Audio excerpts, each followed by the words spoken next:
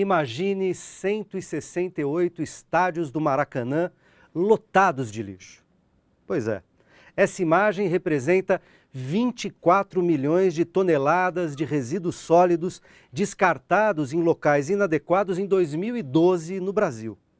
Os números de 2013 ainda não foram divulgados, mas as projeções indicam um avanço muito lento para cumprir uma das metas da Política Nacional de Resíduos Sólidos, que prevê o fim dos lixões e sua substituição por aterros sanitários em todos os municípios brasileiros até agosto de 2014.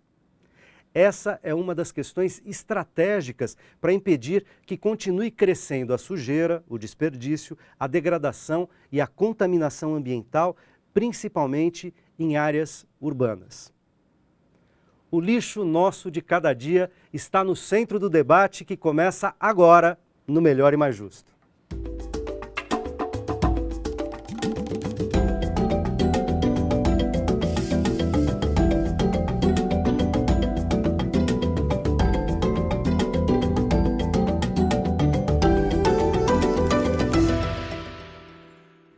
Melhor e Mais Justo ao vivo pelo portal tvt.org.br para discutir os desafios da implementação da Política Nacional de Resíduos Sólidos. Tenho o prazer de convidar Fabrício Soller, sócio responsável pelo Departamento de Meio Ambiente da Felsberg Advogados, consultor do Banco Mundial e autor do livro Gestão de Resíduos Sólidos, o que diz a lei.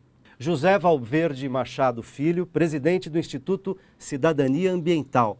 E Rogério Alvarenga, professor do curso de Gestão em Saúde Ambiental e Saúde Humana na Faculdade de Medicina do ABC. Bem-vindos. A Política Nacional de Resíduos Sólidos, de 2010, é bastante ampla. Trata de resíduos domésticos, hospitalares, resíduos da construção civil, dos fluxos de coleta, da inclusão social de catadores e por aí vai. Agora, em 2014, além do vencimento do prazo para a desativação de todos os lixões, também expira o prazo para que os municípios entreguem os planos locais de gestão dos resíduos sólidos. Como vocês avaliam o andamento dessas questões? De novo, bem-vindos. Vou começar aqui à minha esquerda. Valverde, como é que você avalia o ponto em que estamos para cumprir essas primeiras metas que estavam estabelecidas e, ao que tudo indica, alguns municípios, para ser bastante bondoso, terão dificuldades de cumpri-las, é isso? Acho que o Brasil ele deu um importante salto de qualidade em instituir essa legislação, em aprovar essa legislação.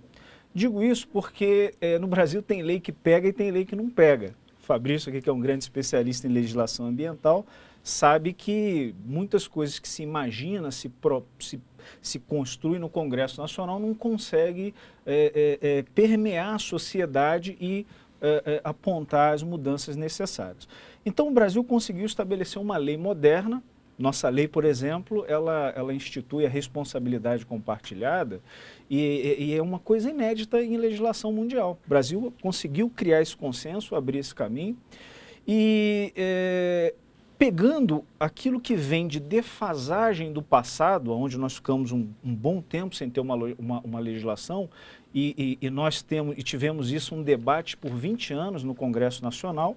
Agora, né, como muitos falam, olha, não dá para você em 4 anos mudar aquilo que pelo menos levou 20 anos discutindo e levou aí desde a descoberta do Brasil, do Brasil sociedade, Brasil capital, se instituir uma gestão e gerenciamento. Então, a lei, ela aponta caminhos, nós temos uma lei que ela é perfeitamente factível de se cumprir, de se implementar.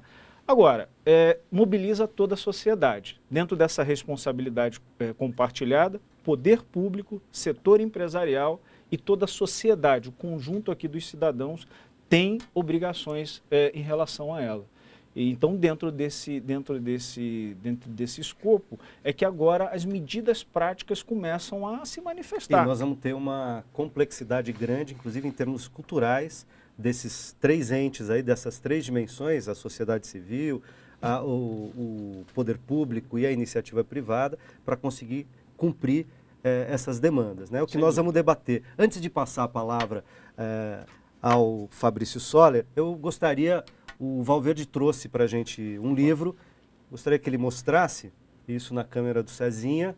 Pode falar o nome, a editora? Bom, a Política Nacional, Gestão e Gerenciamento de Resíduos Sólidos é uma obra que reúne aqui muitos autores, inclusive Fabrício Soller, uma grande oportunidade, é um prazer de escrever com ele um capítulo sobre a responsabilidade compartilhada, logo num processo que resgata a formulação da legislação de resíduos e apontando esse momento de implementar, foi que nós lançamos em 2012 essa obra integra a coleção ambiental da editora Manoli, junto com outras edições, tem sido aí, acho que uma importante referência, somado aí a outros livros, para esse processo de compreensão desse momento, né, do tema, e também algo que possa servir de referência básica e prática para o processo de implementação da lei. Maravilha.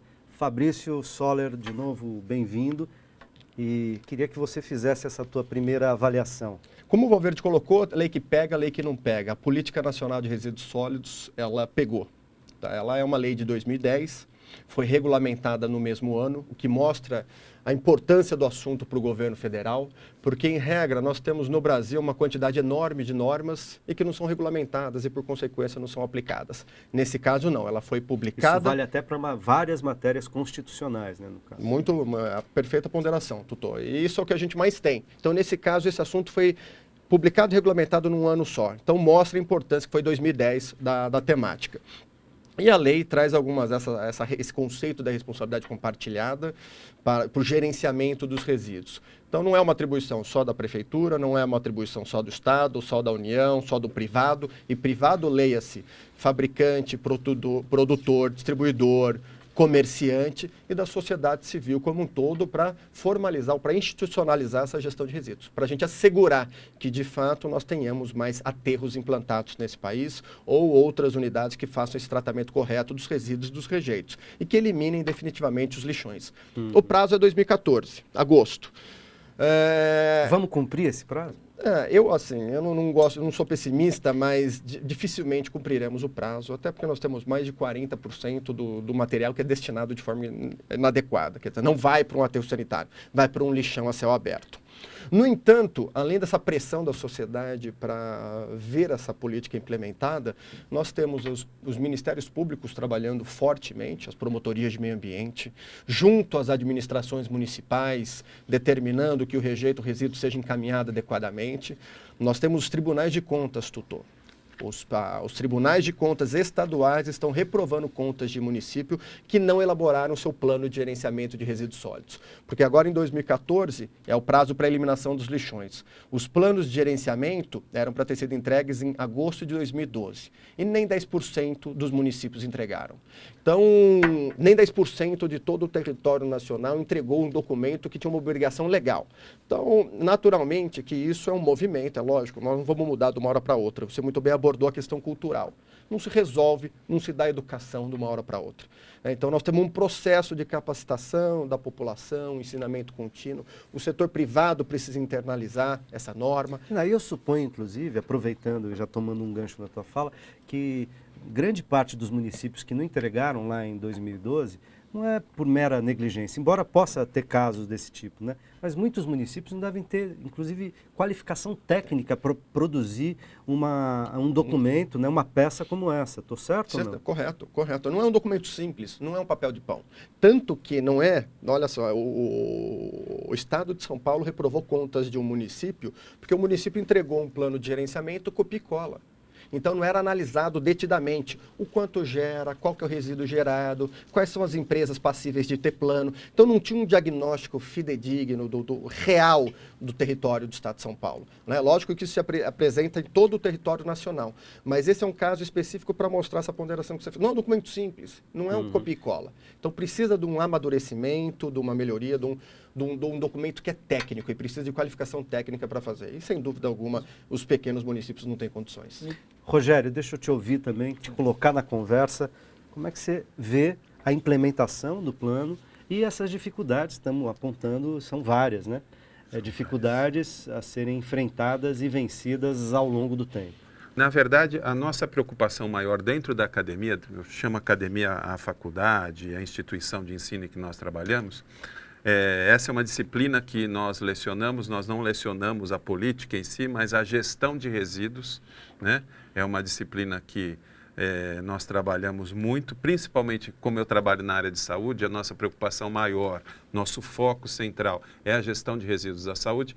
E dentro dessa discussão toda, porque na verdade nós fazemos a leitura com os alunos de todas essas informações e aí nós chegamos aos grandes gargalos de entendimento, porque a gente precisa entender aquilo que vai futuramente fazer. Primeiro, queria dizer que uma beleza, um livro daquele, porque está certo, gestão e gerenciamento de resíduos sólidos.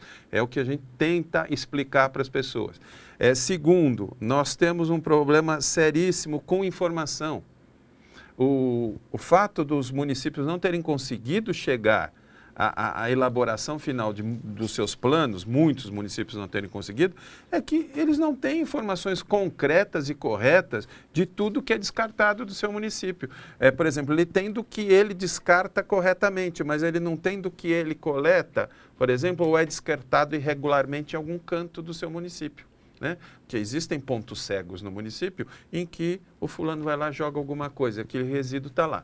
Então, falta um sistema de informação dentro dos municípios, e a política diz isso, né, do CINIR, que é um sistema de informações, nacional de informação de resíduos sólidos, que você teria que ter esses dados estatísticos e concretos, porque é aí que você discute com o aluno, né? Olha quanto nós produzimos, você começou, né? 168 maracanãs. Então é isso que você começa a discutir, porque você precisa causar um impacto, primeiro. Você precisa sensibilizar, né? Você está sensibilizando futuros gestores para esta área e para outras áreas, obviamente. E essa sensibilização vai passar para a sociedade. E o nosso maior problema hoje, né, é essa mudança de paradigma que esta legislação traz, que nós temos a dificuldade de inserir na cultura brasileira. Precisa construir, né? Valverde ia falar alguma coisa na fala do Fabrício. Isso, eu ia apimentar um pouco aqui o debate, quando vocês falaram de planos. Eu vejo o plano, eu tive a oportunidade, como o Fabrício mencionou, de trabalhar no processo de formulação da lei. Fui o consultor técnico desse processo, algo que me enriqueceu muito, e eu pude perceber que no processo de construção da lei ficou muito claro o papel dos planos, né, como um instrumento, inclusive, de implementação de tudo aquilo que se conceber. Muito bem, o Fabrício eu concordo quando ele traz que realmente a lei pegou, e eu me somo a ele. E ele aponta que a questão da regulamentação foi dentro daquele período, também isso mostra um passo político, uma vontade política. Essa vontade política, ela tem, vamos dizer assim, de alguma maneira, falhado agora, quando o governo federal deveria apresentar o Plano Nacional de Gestão de Resíduos. Esse, no meu entendimento, é um grande gargalo que, como você vai, de alguma maneira, estimular municípios, e o Fabrício trouxe preciso os 10% dos municípios que apresentaram, mas nós aqui, por exemplo, não estamos falando dos estados. O estado de São Paulo não tem o seu plano de gestão de resíduos, e olha que a Lei Paulista de Resíduos Sólidos, eu também tive a oportunidade de trabalhar tecnicamente, ela é de 2006. Então o estado de São Paulo não tem uma legislação. O governo federal poderá... O estado tem uma legislação, mas não tem um plano de gestão. O estado tem a legislação, uma legislação muito em sintonia com a política nacional. Ela inclusive foi a base da política nacional. São Paulo sempre aí na vanguarda, mas o plano ainda não saiu. Quer dizer, como é que você vai estimular, você cobrar dos municípios, né, que ainda não apresentaram, né, e precisam apresentar?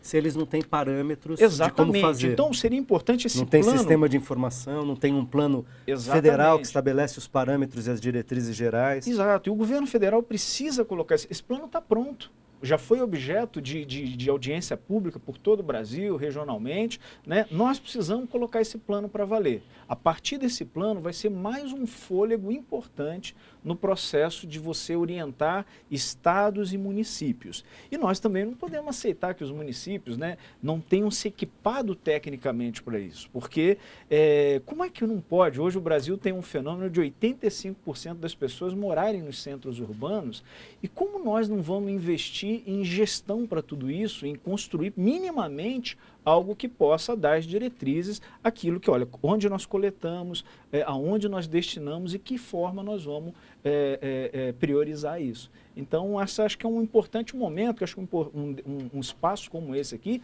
precisa, de alguma maneira, somar esforço para que, olha, o governo federal precisa colocar o plano nacional valendo aí, surtindo seus efeitos. Mas a gente continua com essa conversa daqui a pouquinho, depois do intervalo.